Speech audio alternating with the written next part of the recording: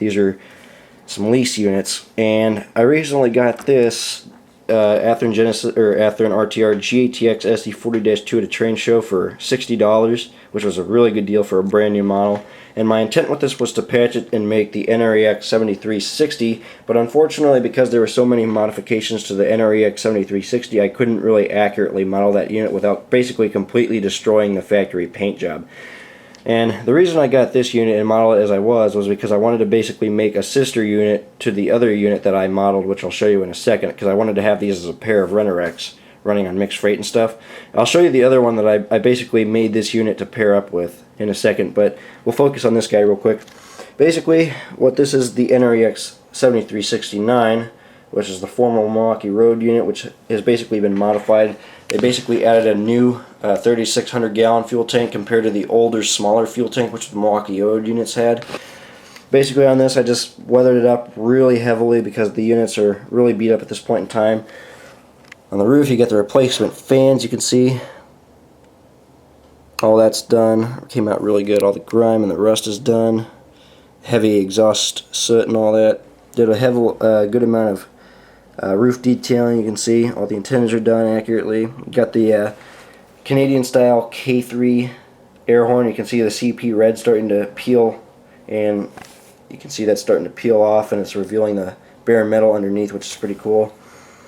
Got a replacement headlight housing. You can see I did all the patching. Added the class light knockout to the front, and then I did all the detailing on the front as well. You can see all that detail is done. Really nice. And on the trucks, you can see they're nicely weathered, all that rust and stuff. Did all the patching and the renumbering and the detailing, and all that's done. Came out really good though. I got the reflective safety stripes on the sill. And then if you look at the back here, you can see, again, all the fuel tank detailing is done, and then you get the waste retention tank. But if you look, you can see all that really nice rust effects on the trucks, which just came out great. I'm really happy with those. I did all the patching to the high hood. You can see when NREX patched out the GATX markings, they patched these in a darker shade of blue. So that's what I did here. You can see the contrast between the dark patches and the light blue of the GATX, original GATX paint, which is now pretty well faded, you can see. Came out pretty good though. You get the replacement door on this end, the Union Pacific Armor yellow, as you can see.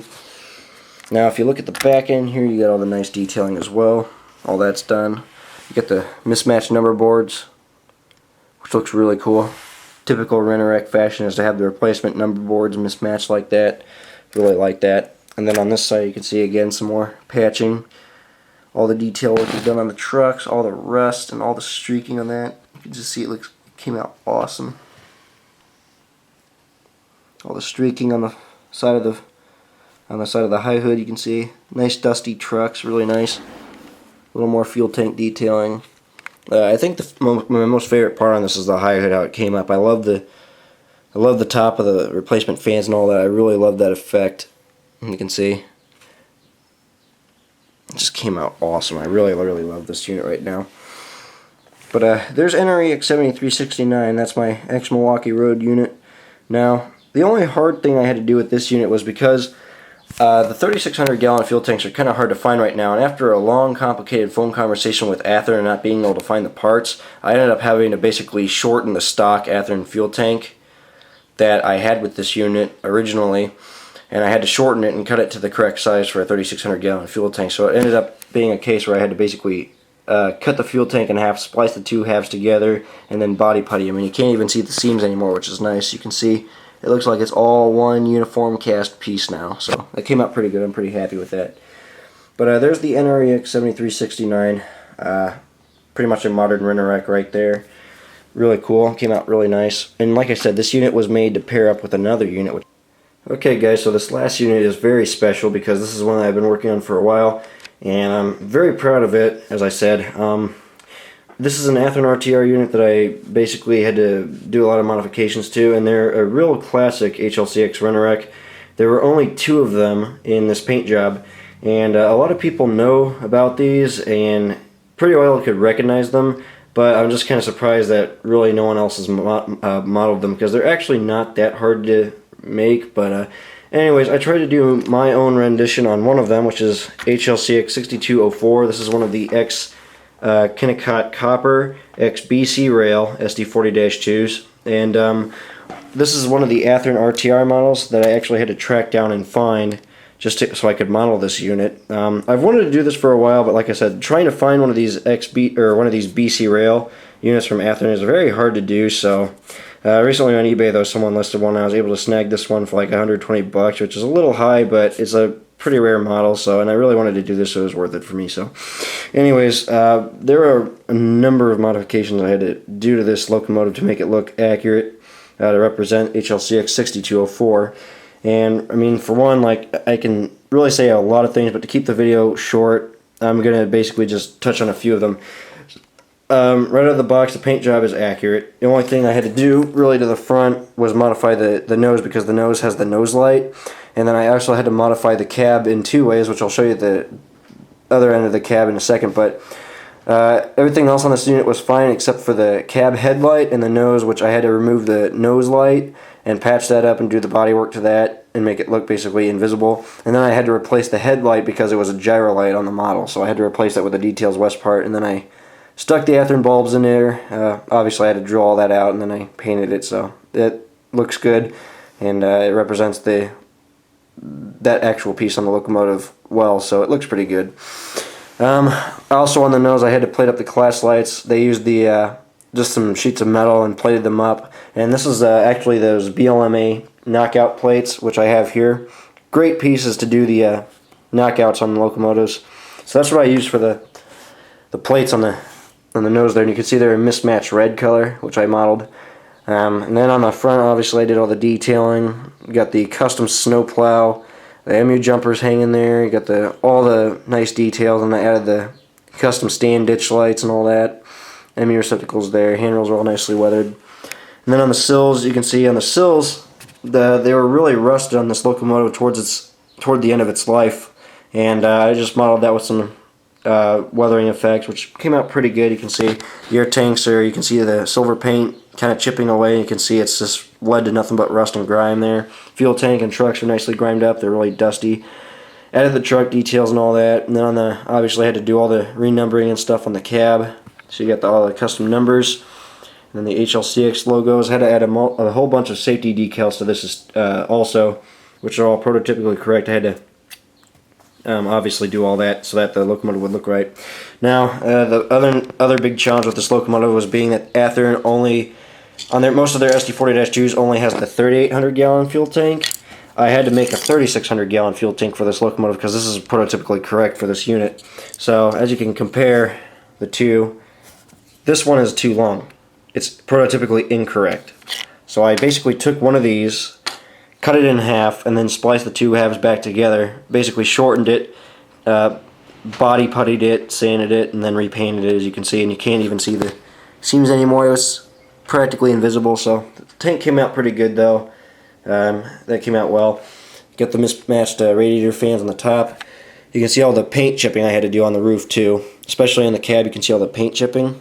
Really nice. Took me a while to do that. Took me a few hours to hand paint all that, but it needed to be done for the locomotive to look right. Got the K5 on the roof. All the details are added, like the EOT antennas and the other antennas like that. So that's all done. Got the exhaust. Like I said, the mismatched fans. I had to custom paint this one, and then I just did all the basically the gasket and all that. You can see the mismatched. Like I said, basically the mismatched fans. Okay, we'll say that. I just did all that, and that came out pretty good. You can see some rest on the high hood coming down from the grill. And then on this side, you can see you got the nice details on the end. All that's weathered up. You get the number boards there, and you can see they actually took some square plates of steel and then just welded them on over the class lights, and then painted them. And you can see they're starting to rust away. So that looked pretty good. Came out pretty nice. And then on this side, here's the other side of the cab. Now on this side, I wanted to model the open cab door, as you can see. So what I had to do is I had to remove the cab. I took that off, cut off the old stock door, molded into the cab, and then used a Canon & Company door, and then glued it in place. Obviously I had to paint match it and all that, which wasn't that hard. Put it on, glued it in place, weathered it. Looks pretty good though, so it's probably my favorite side of the locomotive right here, especially with that open cab door. That's a really nice detail. You can see how nice this thing looks. Obviously added the reflective stripes to the sill. Those are all in the right place. I made sure they were also the right length too. So Again, all the fuel tank details are done. You got a little fuel spill there. You can see how dusty the sills are on this thing. They look really nicely. You got a little grease dripping out of the hood doors from the engine room. You can see all that. The blue and the red is relatively faded as well. You can see I did that. It's just really grimy. So, got the waste retention tank on there. And overall, it just came out really good. Like I said, I've wanted to do one of these for a while, so this is the one I chose. The two units that are out there are 6204, this one, and 6206. Both were scrapped in 2012, unfortunately, but since I really wanted to model one of these and I modeled the modern era, I just decided, you know, screw it, and I went ahead and said that it's still around. So, yeah, I mean, overall, the unit came out pretty good. I'm very happy with it, as you can see. It's just one of those classic Renner-X, and I'm really happy with it. So, only other thing I still got to do this is add the DCC, obviously. It's one of those things. I like to do it of several locomotives at a time instead of doing it one at a time. I like to get multiple decoders and then just install them all at one time. Basically have a big installation session, really. So this locomotive still needs DCC, and then it'll be done and ready to go. So hopefully I can get some videos of it running at a club lab or something here pretty soon. But yeah, there's HLCX 6204. And like I said, that'll be paired up with my NREX 63 or 7369 as lease units on UP. So that pretty much covers it, guys. That's my lease units right there. And like I said, those are the 4 units I wanted to show you. I'm very happy with all of them. And I'll definitely be building some more. Matter of fact, I got some more going in the background right now here. This guy here in the background is going to become HLCX 6300, which is one of the former Motive Power Industries SD40 M-2s, one of the rebuilds. So I'll obviously have to strip this down, repaint it. You can see I got it pretty well disassembled and ready for stripping, and then once I get it stripped, I'll do all the detail work to it. So that'll be happening here kind of relatively soon. Probably not too soon though. I'm probably got a lot of work going on lately, so I probably won't be home much to do that. But I'll just try to chip away at it one little bit at a time. And then the next locomotive I'm working on is going to be another HLCX unit. I think this one is going to be 8369. I think is the correct number of 8369 or 8365. But anyways, this is an Athearn RTR SD40-2, so you can see I've already started working on it. Got to change out the fans on this, and then I think I got to replace the grills too with the late EMD grills. So both of these locomotives in the back here will be some projects that I'll be working on for the next couple months or so. See how that goes, and I'll hopefully post some videos of those when it's done. So anyways, that's pretty much my locomotives, guys. Like I said, hope you guys enjoyed this, and be sure to stay tuned for some more to come, like I said. But thanks for watching, guys. Thanks.